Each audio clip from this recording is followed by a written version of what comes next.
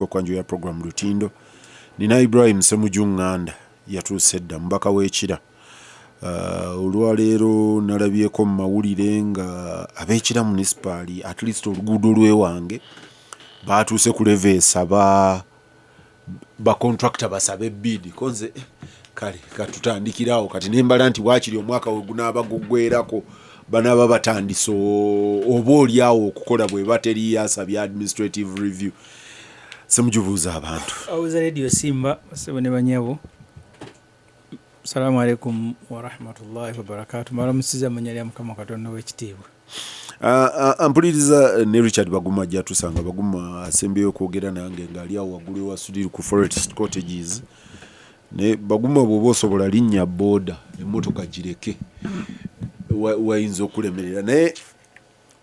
Ssemujju nga sinagenda ku substantive issue yange ey'olwaleero definitely nina mukwano gwange ata kumanyi bamuyita guweddeko Fred. Yes, Fred guweddeko mumanyi researcher. Fred yaŋŋambye nti Peter emu ku nsonga enkulu ekwata ku bantu ba bulijjo nti abantu bafe abalima kasooli essaawa eno bamutunda wakati wa siringi 350 n'ebina ng'alaaja naga nti tugambire ku Honorable Ssemujju yagamba yalimako naye mutugambire ko bakubire ku bantu enduulu tekisoboka kubanga abantu bano babagula bwe batyo nga loole ezimu ezigula kasooli ono ziva Kenya ne zigenda mpaka mu nnimiro ne zimugula bwe zityo nti eriyo n'abaakola cartel eyo sigimanyi butuufu bwayo nti baakola cartel bo be ba exportinga kasooli kati simanyi naye yagambye nti raaja nako ensonga ya kasooli n'ebirime yabaddeko mu Parliament wiiki ewedde baserabidde nga tandika n'ab'amajaane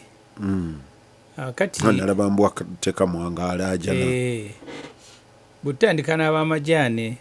mu kulaajana kwabwe ne mugiramu kasooli kati agula bina kati agula senemeka. Minisita w'ebyobusuubuzi Minister of State David Bahati bwe bamubuuza n'agamba nti gavumenti tegenda genda mu bya subsidy. So gavumenti tegenda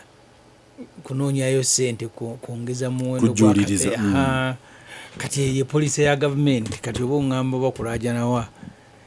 Ekizibu kya Uganda kati sizoni yajja n'ebeera nnungi.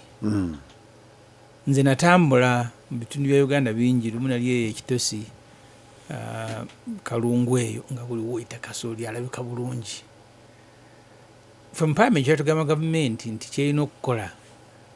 kubanga olumu tutuuka ate emmere neetugwako wano we twali mu COVID twagulako kasooli e Tanzania ne Malawi. Tuga nti obuvunaanyizibwa bwa gavumenti kwe kugula emmere nyingi. N'ebijanjalo tubadde tubijja Malawi for some time. Emmere bwebeera nnyingi gavumenti n'obuvunaanyizibwa naddala emmere ng'eyo etafa kasooli okumugula n'emuteeka mu store at least nga by half nesobola okumaintaininga sente nga omulimi tezimumala amaanyi galima mwaka gujja negenda ng'emuleeta mpola mpola. Ekirala nze nyina omubaka wa Parliament aveeyo Ntoloko yangamba nti Congo kubanga okuva wansi eyo nawe oba mu Katanga nayo bali eno wakabiri oli gye yavanga naye Congo atwetoolodde mu Uganda okutuuka yaluwa eri waggulu alina abantu 5,2 yes 52 ako katale ng'agamba nti ebijanjaalo yalanyumiza mwannyina nti azimbye woteeri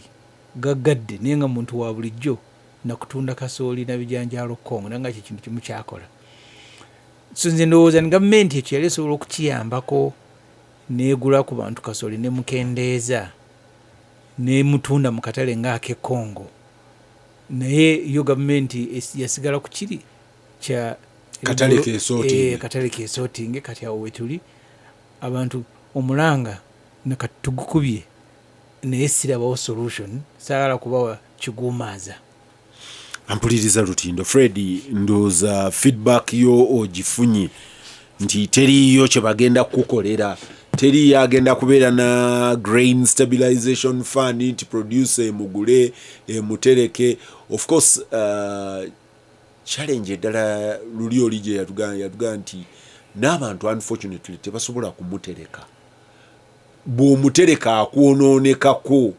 kati nga luli yabanga produce marketing board ng'ayina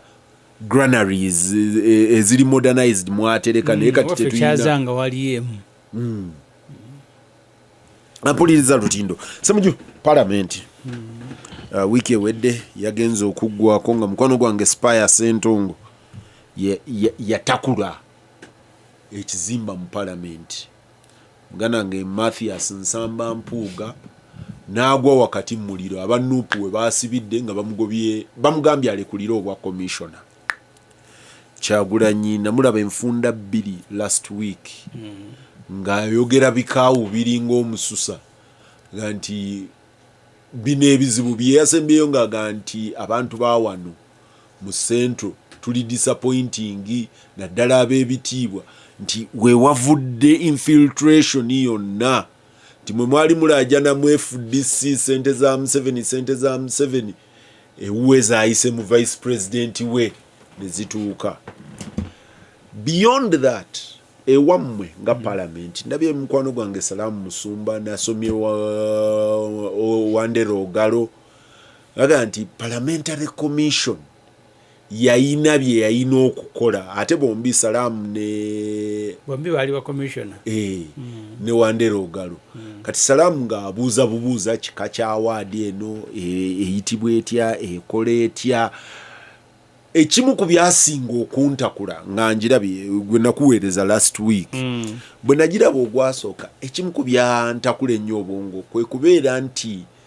baagisibira mu sengenge n'efuuka na exclusive nega nti eno tetugigabye ng'eri person to holder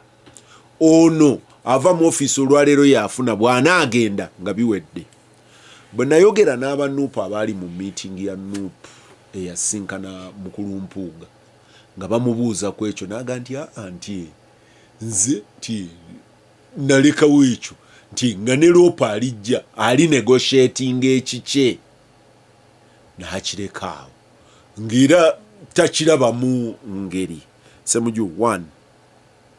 mu mateeka agamu aga Parliament bwe tutuula bana bataano tusobola okwesalirawo embeera we tugabanira ekyo kimu kuba guno gabana munyago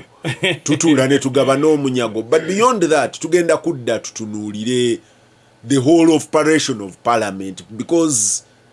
expose egenza okuggwa nga Parliament eri mu munyago ngabana dumu ina kinayogera nja kikozesa ndawo bakinaje ekifaananyi kye njagala okuwa nali njogera ku bana Uganda buli nsi ziina enkola yaazo nze nali mbaddeko n'abazungu nga muli ku mmere bufe simanyi omuntu wa bulijjo akitegeera bulungi ninza kitegereka kati abantu bakimanyi omuzungu asobola okugenda ku bufe n'ajjako emmere entono gy'anaalya n'atulwa n'agiriira n'amala naye abasinga obungi wane waffe bwagenda ku bufe olw'okuba emmere nnyingi agisena nejjula negenda ng'eyiika. Waliwo restaurant awo yabeeranga Lugogo oba yali ya ono wa hotel ofu yani nze ya mwannyina ndowooza ekyaliwo ndudde ogendayo ekyaliwo naye bwe nagendayo emirundi niroza nenkyali mu mawulire nga neewuunya omunolaba omuntu ng'ataddeko emmere naye nga n'ababiri tebasobola gimalawo naye ng'agitaddeko bwomu ate naye n'atagimalawo. Twagendanga ewa Pegi gwomumanyi wali ng'asaavinga buli kimu kati nga ntunuulira omuntu ajja ku kyemisana naase n'ebbakuli y'ekigere naase n'enkoko ya boyiro n'apikinga ebifo ebyo ebisiike kati n'atuuka wali ate ne bimusukkako kati nze ndowooza ekifaananyi kyozimba kyentegedde kyoga wano mu Uganda nze mu ndowooza yange mulimu abantu bansonyiwe sikyogera mutima mubi ne mulimu abali batanakutuuka kulya bufe nga bw'ofumba emmere olina kufuna bano abasenera n'otandika kubapemera nga tebanakutuuka kwepemera era ekigujjo kigendererwa mu mukolo bw'otegendereza abasooka nga sibana kukuka kulya buffet bayinza okupakira enkoko ne bagimalako abajja basange enkoko teriiwo kati ate neekomawo nga bagiriddemu nga muno batakyasobola kugirya. Nze ndowooza genuinely nti abaakola ssemateeka ne bawa paalamenti fe abali mu paalamenti ne batuwa olukusa okwegerekera ebyokulya okwegerekera emisaala n'enfuna naki baawa abantu bufe batannaba kutuuka kulya bufe oba ntegerekeka bulungi baba abantu batannaba kutuuka kulya bufe maali mulina kusigala ku dining ku mesi yali yeetaaga kugisimbya layini ku mesi mu Lumumba babagabule bakutekereko doozi emala lumonde n'ebinyeebwa n'enkoko. Naye genuine tukiriziganye Peter nti paalamenti yaweebwa obuyinza okwegerekera ensako yaayo. Nze mbadde mu paalamenti kati ekiseera kiweze ate nasooka kukibeeramu nga munnamawulire. Paalamenti ey'omukaaga ng'eggwako n'ey'omusanvu bwe waabangawo okwongeza ssente bamemba ba paalamenti oba okuzikyusa ze bafuna nga naadde ndabye ogalo gavumenti yaleetanga motion era Isaac Musumba yabeerako Minister of State mu Minister of Finance nga bajja ne motion ne banyonyola nti okusinziira ku ssente za fairway ze bapimiranko okusula fairway rate ne $1 kati zambuse kati mbaka kumaddemu $30 okusula e Kampala kati tumuwe $150 emitwalo banga 5 bapimiranga ku fairway era tugiyita fairway rate. Ebintu bibiri nja kukituukako obudde bugenze bugenda ekyo ne kivaawo naddala ndowooza nga bamaze okuteekawo Parliamentary Commission. Ekyabijjawo byali bya mirundi ng'esatu. Okusooka nti abantu abalonda bamemba ba paalamenti babaagala nga babalonda naye tewali ayagala kulya ne mema paalamenti bamuwadde yadde 10 abantu abasinga obungi. Kati mu kwewala olutalo n'abantu ssente za paalamenti nze ebbanga lyenjimazeemu kati myaka 13 ne zifuuka za kugerekera mu kyama naawe olumu beneficiary nga weekanga ozifunye otegedde engeri gye bazigerese owulira nti oba atwongeza nti ate batwongeza nti wala tezituuse ng'omanya tebakoze eki ne tuva ku eri eno neyaliwo mu ntandikwa nze nakavalinga paalamenti nga yeyongeza sente. Of course public ng'ebeera ya lutale eri bamemba ba paalamenti. So point number 1 gye njagala okukola olwaleero nti abaakola constitution mu mutwe gwabwe mwalimu okulowooza nti abantu abagenda okubeera mu paalamenti Ssemujju abaana beera mu paalamenti bagenda kubeera reasonable bwe banaasimba ku layini y'okufuna emmere eya bufe buli omu ajja kukwatako piisi y'enkoko ateekeko ey'ennyama atuule wali ali ebimumala agende. Tebaayina kifaananyi nti mu paalamenti bagenda kufaanana nga buli omu gyali ku mbaga nti ajja kupakira bijjule bitandike n'ogenda nga bitonnya. Kati kitulitsaawe kituteekwa okudiiringa nakyo. Mbadde nze naye ebintu bingi mu mawulire balooya bagambibwe bati kino kyamateeka kino si kyamateeka. Kanaaluzaala awo yatandikira nti paalamenti mu constitution oba article 83 ewa 85 ewa ababaka paalamenti ejja kwegerekeranga ensako abaakola constitution kigenderera kyabwe okufaana n'ensi endala nti bw'onaddira nga Museveni yawa paalamenti ensako yagisalawo bw'enaamunyiiza kati olero paalamenti Museveni agiinamu 5 ey'omukaaga n'ey'omusanvu paatire zamutawaanya nnyo n'atuuka n'oga nti constitution ayagala bagikyuse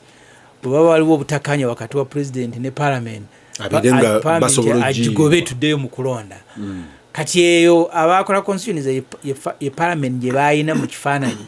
nti esobola okutuuka ekiseera netakkiriziganya na pulezidenti era badde nsoma wanderogalo nga gyayogerako ng'ogalaga nti ekimu ku byamuleesa administration of parliament bill then yafuuka act nti nga talaba executive bwejja nga yebasalirawo yeba-appointingira yebagerekero nti the independence of the legislature nga ebeera ekubiddwamu nnyo ebituli. Yes, kati eyo ye parliament mu kulowooza kwange abaakola constitution gye baalina nti esobola okuyimirirawo nerwanagana ne Museveni ne ministers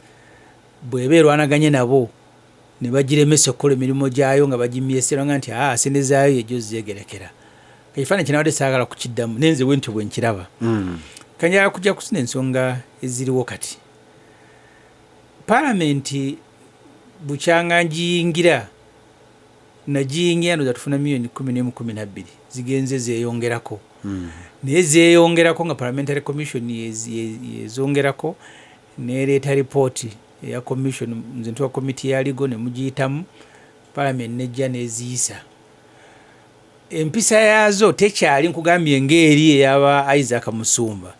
gye yajjanga n'aleeta motion n'agamba nti sente zetusasula eza fairway zeeyongedde katugenda kuzikyusa.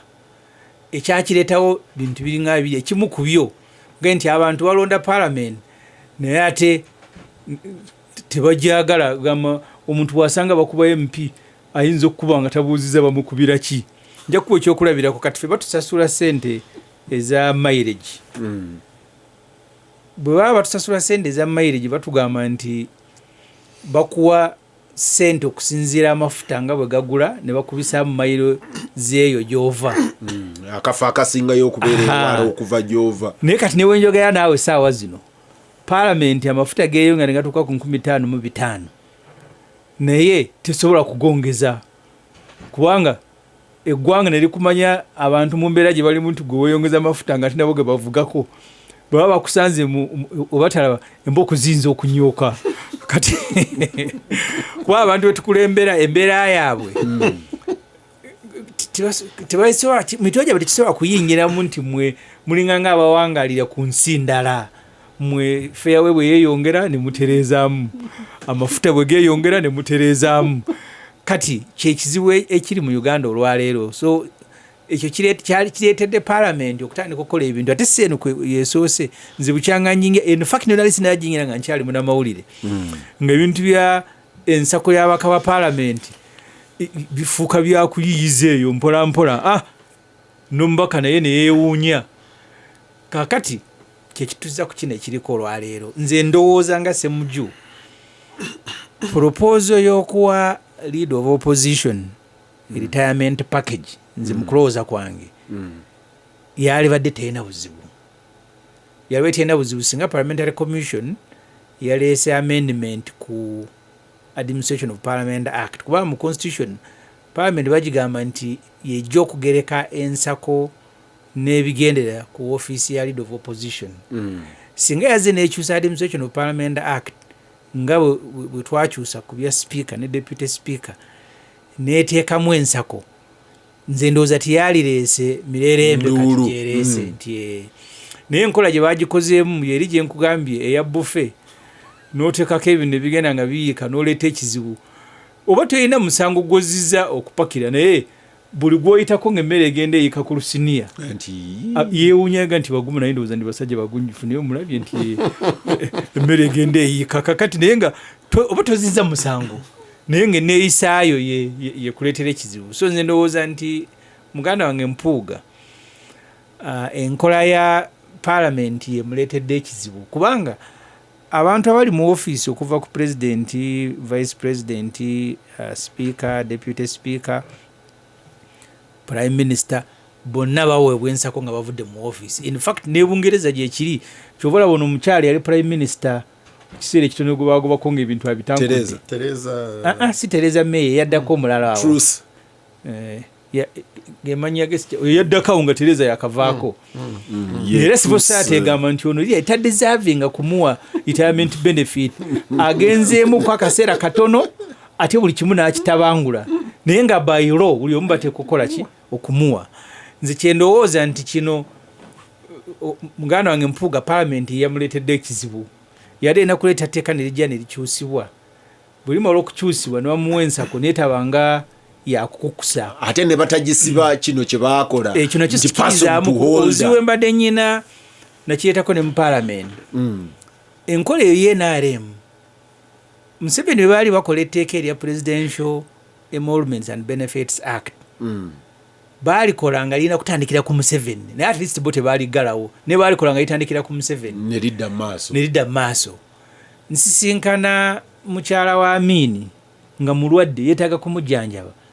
ye tebamuwa Amini yalinga nga tafuganga ku Uganda Presidential Benefits and Amendments Act bwe yita mu Parliament nankabirwa n'akubira Museveni n'agakamuweereza omusawo wange amujjanjabe nga byakuyamba interesting era ate Milton Obote ne family ye olwokuba bakolagana ne Museveni ate bo benefit ne bazibawa naye Amini baazimumma kati mu mateeka ge gamu eri aba speaker ne balikola nga liddayo ne liyita ne balugumayo abaali ba speaker eri president itandikira ku Museveni kudda maaso eri aba speaker ne lugumayo bamuyitayo noza nga takyajjukibwa yalina speaker ne bamuwa emmotoka ne sekandi gwe sisubira nti akyalina gy'alaga ew'amaanyi ne bamusimbula emmotoka ze 3 oba alina gy'alaga batalaga bakola convoy nze saalirabyemu buzibu ogamba nti leader of opposition naye bw'aba amaliriza okukola bamuwe ensako naye paami yali etaka kuleeta tteeka nga tukimakuva ku Ssemwogerere sikirabako buzibu in fact nze mu parliament nze personally nze naleeta motion egamba nti Chief Justice awumule ne salary ye nali nsanze Chief Justice ja kumwogerawa ne Dubai ng'akonkobadde ku katebe ng'ate nze member wa parliament bantambuziza business ngenze mulungi kuwummula ne nuli omusajja omukulu aweereza Uganda nga nze ku myaka gyange nze nali wadde katebe naye nga ye yali katebe ebweru nze nyambuse eri kugira nga nywa mu caayi ne nga parliament Chief Justice soka alitayalinga ku myaka 7 Katonda waba muwadde emirala 10 mingi tugisobola egyo mu salary emyaka 10 agende bulungi agende mirembe parliament kirungi ne first of all nabala abaaliwo nga almost baweddewo ati kiraba bayitayalinze bakadde era ndowooza abayina ekirowoozo ekyokuyitayalinza abantu tebalina munyo ndowooza n'abaana bato I think abantu balowoozanga nti abantu bagenda okubeera emifu bagenda kubeera bakulu nga bwayitayalinga yeetaaga kulabirwa kuba kati ekizibu kye tulina olwaleero balitayalinga ne bagenda ku mirimu emirala kati yagiri bati Bukenya ne benefit zaalina zonna ate yagenze kubeera presidential advisor Kavuma olwayitayalinga mu kooti ate yagenda kubeera chairman wa aviation authority wa board ekigendererwa nze ndowooza bwe mba nkisoma bulungi kyali nti abantu agenda kuwummula ewaka ati tumulabirire mu bukadde engeri gyaweereza eggwanga so therefore nze ndowooza nti okuwa Honorable Mathias Mpuuga akasiimo so tekali badde na kasiimo yali badde benefit ne bagiteeka mu teeka nga okuva ku president abali mu office ezo kuba mu parliament leader of opposition akulira side number side eri waliyo prime minister ensake ye eri mu teeka neyo no yali teekeddwa mu teeka netakolebwanga bwe yakolebwa ekyo nga nyimaze okyogera Peter saaga ne weerabire nti bino bigenze okujja bisanzeemu ebyobufuzi ebibadde bitambula mu NUP bibaddeyo ne NRM yennyini gyebiri era gwe weebuuza nti ebiwandiiko ebyo byebafulumya buli lunaku teriyo amawulire asobola kubyakisesinga teriyo amawulire asobola kubyaki olaba nange member wa parliament nze ni musajja musiraamu nkulayirira Katonda sibirabangako oba bituufu oba si bituufu naye nti ate amawulire yabiyina atoolako na butoozi at least for the record yes Chris Obore yakakasiza zino minutes ziri genuine ziri legitimate za parliament yes anti nkugamba nti nze member wa parliament ndi senior sizirabangako naye nange nzeekanga mu mawulire ku social media yes kati waspire sendo mulimu olutalo olugenda mu maaso olwa NUP lubadde lutegerekeka ebbanga lye bamaze in fact Honorable Mpuuga bunaku yabanga nga nkoko ya mutamivu buli lwajja nga atamidde tesula nakwata kaso nagiwagalako kati we olumu mwengene gumukuba n'atagisala abadde asula ku lukya nga essaawa eno n'omusuubira nti bagenda era ne bamala omugoba ku leader of opposition bwayiseewo ekiseera kino tekyabadde tekyewunza in fact nze siri mu NUP njanya okwegereza kuba naye mbadde nyina entale ewange zendimu oli ajja kumbuza gwezamwe nga wazirandula kati si kyangu omuntu alemeddwa bufumbo ogenda kubanga bagasa abantu gagwa babuulira nti bannange njalamba buli ebikwata ku bufumbo kati nze gwe bimanye nnyo anti kati iwe bikulembye ebefuusa abaganda gye bayita engozi ya nguli maama gye yawesanga nguli muganda wange kati nze olwokuba mu FDC gye mbadde buli omu amanyi ebibaddeyo ntuuka nga advice yange ku NUP neetaaga kugisirikira kuba ajja kumbuulizaawo nti aha gwe wammwe bino bwe byaliyo wakola otya naye maybe baali badde bakyanolinze differently nekisanzeeyo embeera ebadde egenda mu maaso gye manyi ne NRM ebeerayo kati boolaba abalwana sigamba nti sipiika waffe ezanenjo naye okulwana okugenda mu maaso okulaba nga kwasanzeewo nga waliwo abakwetegekedde abakujaganya abaganda gwe bagamba nti akubanja akuwalana bwawerekera akubanja gujabagira kati gwe gututuusizza wano we tuli olwaleero ne Honorable Mpuuga n'abakyo ovala abakamishona b'NRM bagenda bajja buzzi kati saawa zino naye bo kanku information gy'otobadde wetwogerera speaker adjaninze parliament sign-die ng'ababaka ba parliament bakubye ekigere ku ttaka bagamba nti bakomishona bonna baagala kuba impeachinga nga lufuuse lwogolo kati ate ne speaker kiba kimutwaliramu wali kati n'adjaninga parliament without mbadde nvuddeyo obadde ovuddeyo anti kati bakubye omuliro ab'NRM bo bennyini omanyi parliament gye yatandikira bacommissioners balondanga balonde bwe tugenda mu bibiina ekyo nali nkikiririzaamu mabegako simanyi njaa kukiriba oba nkyakikiririzaamu aga nti ebibiina bijja kudesignatinganga nga bironda bulonzi in fact ku luno ab'NRM baali basuubira nti bano bakomishona bagenda kudda ebbali nga mulimu abawomingidde ebifo kyengambye nti bino ebiri mu parliament bisanzeewo embeera ey'obunkenke tugamba nti 15 bwe baali bataddeyo okusaba kwabwe kubanga NRM yagamba nti abaagala enkola yaayo oba oyagala ekifo bwa chairperson bwa committee musaba mbali simanyi namba yawera ne 15 kati 15 kyali kiri awo nga bakigamba nti bano abalondeddwa nti ababaddeko bazzeeko butereevu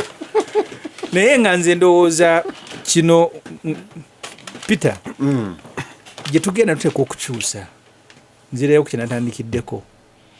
tukyuse obukulembeze buleke kufuuka nga bizinensi nnene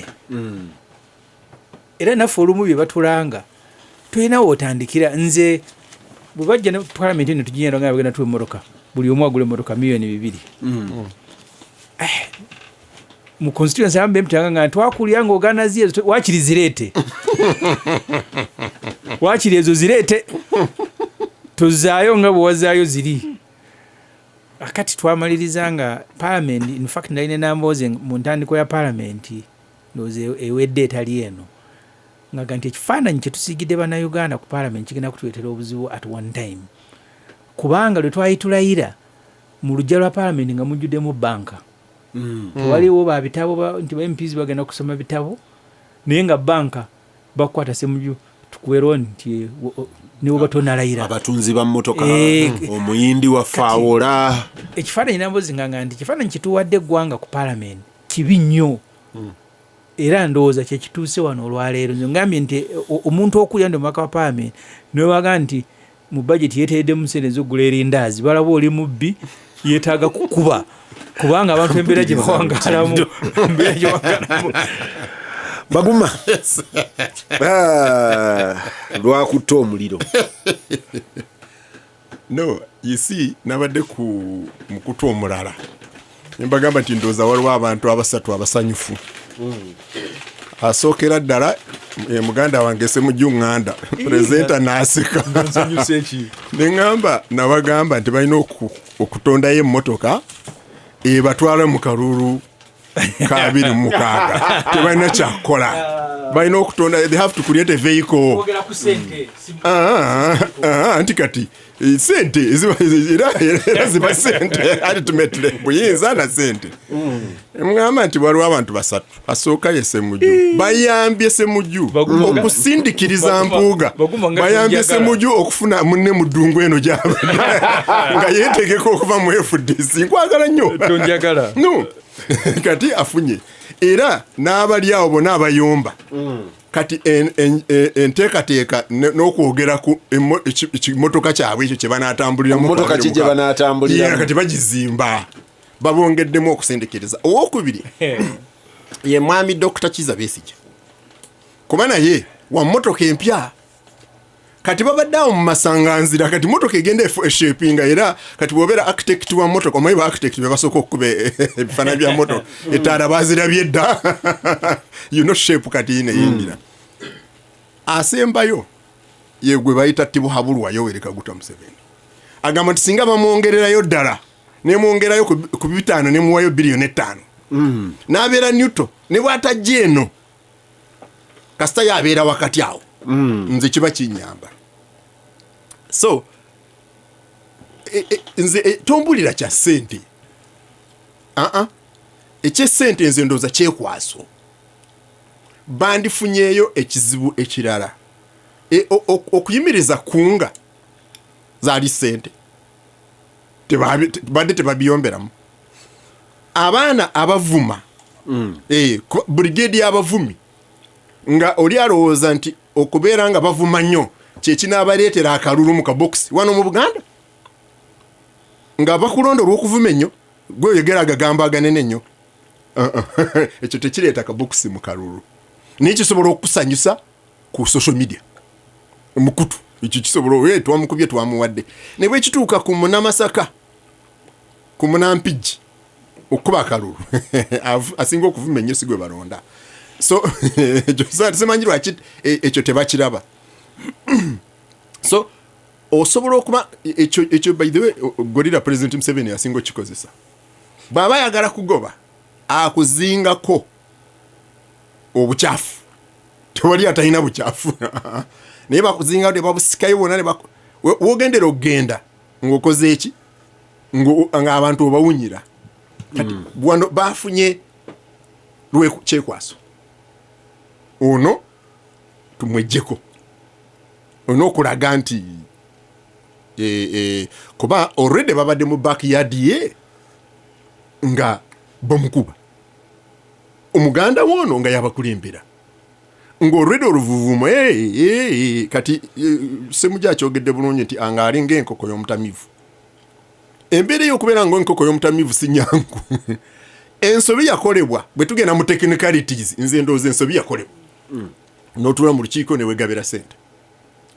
eyo ndi ndowooza naye si kyekyo kyali awo nti kyekyandibadde ekisinga okuba ekya okutuula kwagenda wa Baguma okutuula kwagenda wa tewabalaba abasajja b'emigo nga balunda ente zaffe z'amayembe amawanvu tuzita amahembe galukwera tewabalaba n'emigo nga balunda be basinga okulunda enyente abo ababiri buli omu naavuga helicopter ye n'agireeta okugenda okulunda ente wali ez'enyankole ekisosi nga balaronyo omuntu awuliriza simba tategedde balaronyo ugamba Ruto ne ayogera Ruto Raila Odinga ne President Museveni bakutte bali ente zino ez'amayembe amawanvu ennyo ze balunda kati abasajja bonna baze mu helicopter buli omu be basinga okwagala nnyo okulunda ekiremesa bano abaffe wano okutuula ne bagamba nti kati wano kino tukikute tute so nze Kibazo but Baguma just hold there Ssemujju abadde ayogera only a few weeks ago tubadde wano nga Bassemujju batwalaganya Nandala nga Nandala amurya ati babatwala kaguddeyo bo tewasaba bakwate emigo bagende batuule mu kisenge balunde ente boogere naye kati ku Mathias and this I said at another forum nti mmwe bamwogera luzungu mwe mwateeka Mathias Mpuuga mu katyabaga mu NUP mwenna mwamusiga ekifaananyi ali polished musajja muntu mulamu yasobola bino yakola atya nsonyiwa okuyingira mu budde bwa Baguma isi Museveni ng'ali mu nsiko ng'alwana kino yakiina naye liko ne kano boogere nga anyumiza bamuntu bakazoora abavubuka abave Makene bayingira ensiko babayitanga n'aba intellectual nga futu soja wa Museveni mu nsiko tabaagala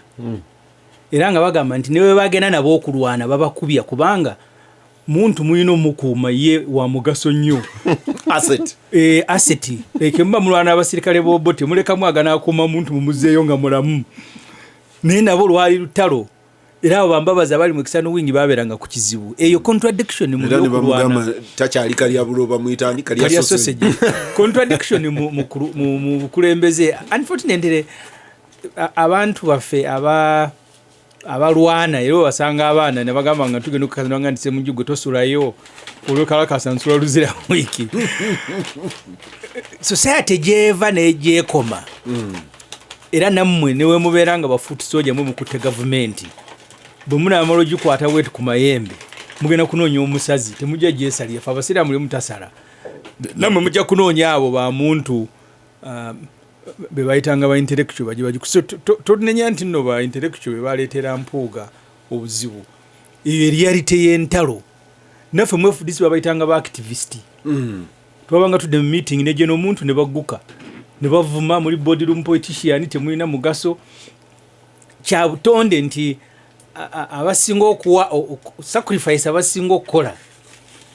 ate era basinga okulikebere company osanga manager nga yatudde anywa chai nagamba nga wafula nga tukola ku monitor lumuna lumba office ye ne musanga kumacha yakayingira futugeto twakamala kola story zisoka bamuletedde chai ne mga wafula goba kuwa chai wachi rebo mubuza akubulya nga Ssemujju ne mwenda banywanga chai wa ngamba buza nti wafula taina che yakoza at least I have filed the story neyo lutuka ne mutekerako emeza nejjula tipoti ya chai chi nzinenge namugula ku street eweru nganze futu soja unfortunately ensi wetyo bwe tambula so kati ekyo toyinza kinenyeza Mathias Mpuuga kinenyeza bana ab'oluzungu and Mathias ekimukubira ebimukuba kasita gradient emuwolereza ffe bamwogera luzungu batandika oyo ali bwati oyo ali polished oyo aina finesse kati abenarem ab'oluzungu beelite abatali mu byabufuzi abatula mu office bali be wagamba bambala empale nyimpi ne bagenda ku picnic kulye byennyanja baga nti oyo Mpuuga reflection ya nekati ekyo anti kati kati bwe bamalo byogera nga bali amaana ekamwocha baga nti oyo si munnaffe ekyo kituufu tali mu struggle nekati ekyo yagala kukimunenyeza nze bwe twali mu tutandika Suubi 2011 twewe emirimu kusinzira buli omu bwe twali tumumanyi bwe tubeeredde mu togikwatako wano nga tuwana ne gavumenti era twewe emirimu kangende kukirimu stilisen ne tugamba tuba twetaaga kuteesa ne speaker kuba ekyo n'abantu abatuyanjala bakitegeere ne woba olwana n'enemewo okuteesa kubaamu anti natadde wakafaananyiko olwaleero ne speaker ne Segona bwe twatuuka okuteesa Kibazo kiri akalabye ndowooza bwe twatuuka okuteesa ne tugamba nti Honorable Winnie Kiza Katuntu Sebagala n'abalala bagende bateese nze nasigala nkubiriza miti era kino nkyogeddeko nnyo mu byafaayo nga nyinamu Honorable Bobi Wine Alan Sewanyana Zaake bo baga utingira Parliament kube mbwa ZNRM bano nganga niwe munaba mukuba mumale kuyombako muntu balengire nga olw'ensonga ebayomya ngamba abanyankole mu kalicha ya muntu yatugambanga temuli kuzindukiriza mubogenda kuba omuntu wakiri osoka noga natunulayo natunulayo nolyoka omukuba buyine etikiriyo jana namubase nenkuba bukugwiridde yes but the point is nti even ku level ya Parliament enkola yaffe eyawukana nze bakangu ba mu Parliament eyo emirundi egi esatu wole banegayirire okuva ku Kiwanuka second vice president nga afuluma nemagala sigenda kufuluma magala mu nzite era ne banjole court ne ziyulika ne mulimu omulala nga court ne wegwaka akataka alabanga agenda okufa nze naga muziyuze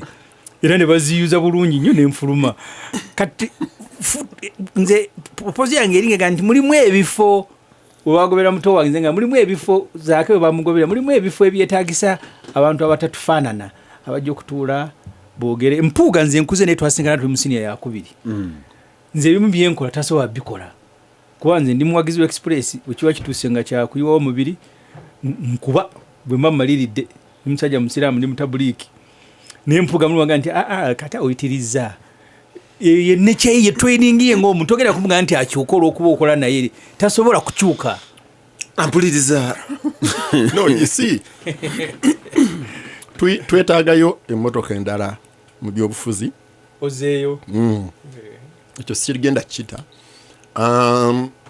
waliwo omulala ekimotoka kyonna kigenda Baguma kankubuuze very candidly abasuubi bonna bafuluma kubanga nawuliriza Ssemujju is very guarded kugambye nti ewange gye mbadde omuliro gwaka nzemukwataddeko akabiriiti ate wampulye ntendayo n'akabiriiti ewalala nsaasira kati oyo Ssemujju ali awo ali very guarded. Nawuliriza mukwano gwange Medad Lubega Sseggona nga actually lwe yasooka okwogera yali asaze line ye Mpuuga bwe namuwuliriza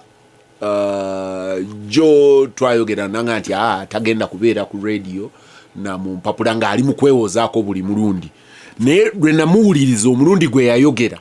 naye yali asaze line nga effectively kiri kyogamba amaze okubuuka kati ali mu bbanga. Ssemujju ye yagamba nti afuluma tamanyi gy'alaga manyiyo ninda budde okay. Kati oli naye okumuwuliriza effectively naye ali tale. Bwe nawuliriza Kyagulanyi ono yamugobye bayawudde tekyaliyo return. Olwaleero eriyampeereza video ya Lina Zedriga Vice President wa NUP gwe basayininza okugira nga akwatamu bwebanga video eyo eri recent Lina Zedriga naye yawa NUP notice mu mwezi gw'okutaano omwaka guno avaayo bwebanga video teyaddayo ne recollectinga aga nti nange ngenda naye n'abawo opportunity naga saagala ebeere chaotic njagala nveeyo obulungi n'agamba ayina omulimu mu African Union ayina awalala ne tawulira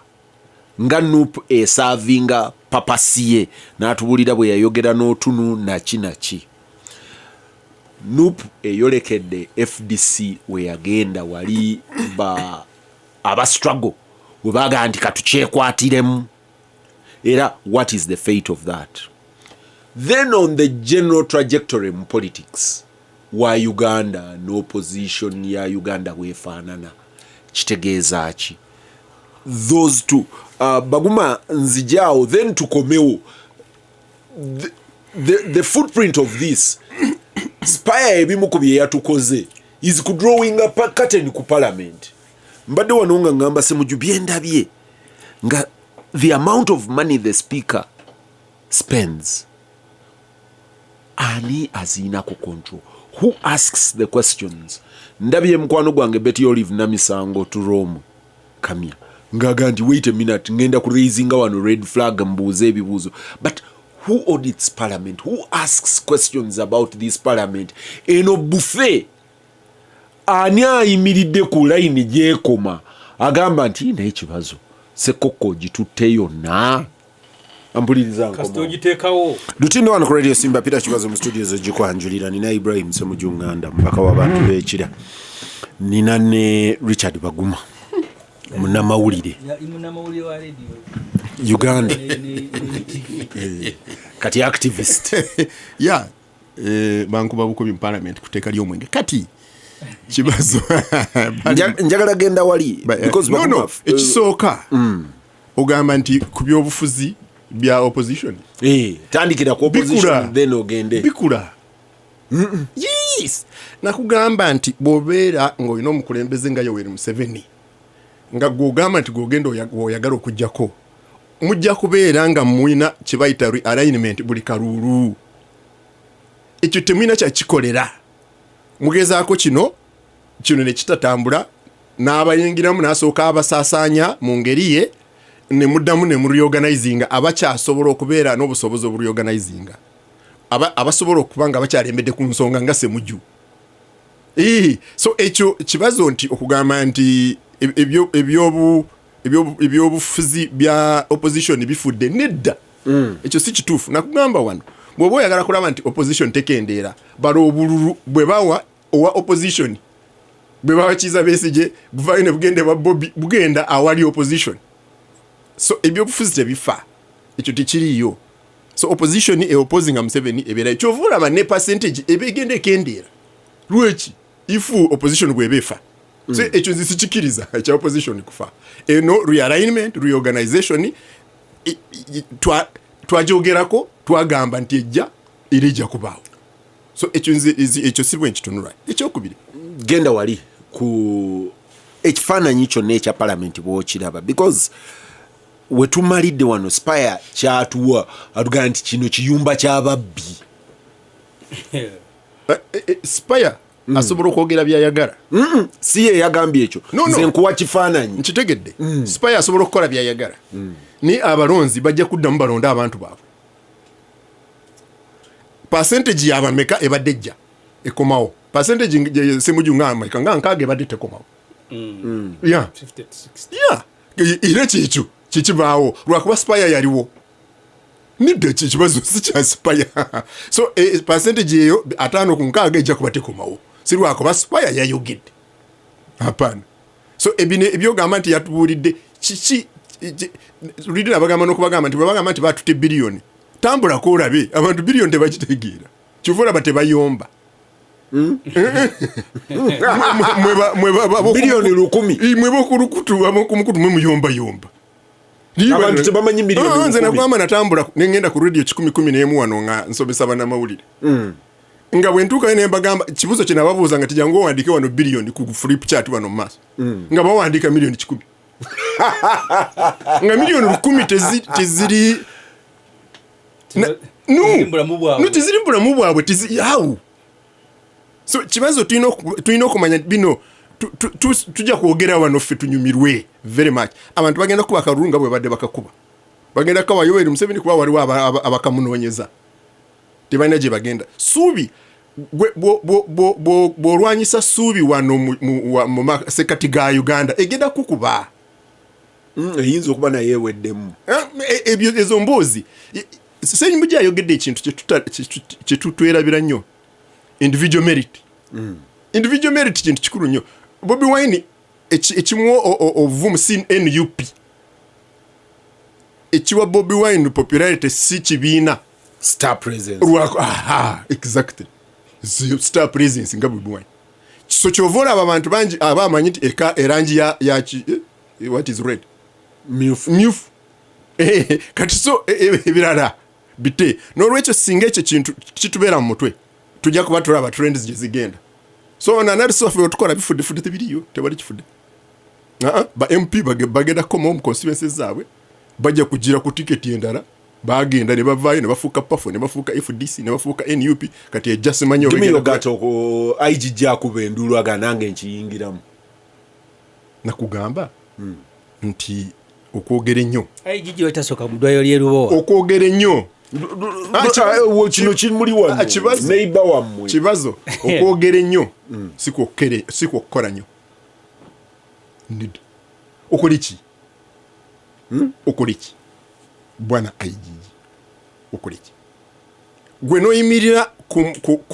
mukolo gugwo gwoyisooka omukulu nogamba tugenda kukola audit nakugamba please genda mpola kakana opapaki kakana so please kakana va ku bakulembeze baffe batambuze ebyobufuzi bwaffe kibazo 26 tova ku main akomewo wano n'abantu abo gasimbagana Lutindo wano Ssemujju twagenze kati mu Ford Kenya omanyi eyo reconstitution Baguma gyayogerako effectively kati tugenda mu recreation rejig ya Ford Kenya kiri Baguma kyaga nti Ssemujju quietly kati ayise emikono mu ngalo aga nti mponye okubeera Ssemujju nzekka independent basajja bange bajja nze bwe nyingira politics namuyingira ne Medadi ne Mpuuga Muwanga twamusangamu ne Lukwago ne Namboze ne Kasibande era abo ebyafaayo byange nabo biwanvu naye time gye nyingira politics Lukwago yajanga independent nze nali FDC bano baali badde nga muganya okukkiriza mabike nga ati bamuwadde so kyenkugamba nti titwetagisa kubeera nti tuzimba kibiina kimu enkolagana yaffe esobola okusuka ebibiina mwe tuli. Nze actually ndowooza kyonga nti nyina okwegendereza engeri gye mbadde nga ndi mu FDC gye baga nti oyo yakumya akabiriiti obutawa abantu bagezi malala. Naye nze ndowooza omuntu nga Honorable Mathias Mpuuga akyali wa mugaso mu by'okulwanyisa Museveni. Bwe tunaategeera enkola y'abantu nti buli omu asobola okukola contribution ngeba Museveni contradiction gye baayina nga foot soldier yalowooza ku kimu fata alowooza fata nyayo ne batamanya nti olwo kiseera wootuuka nga waliwo abantu you must create an ngoyagalayo mbabazi ali polished. Mandela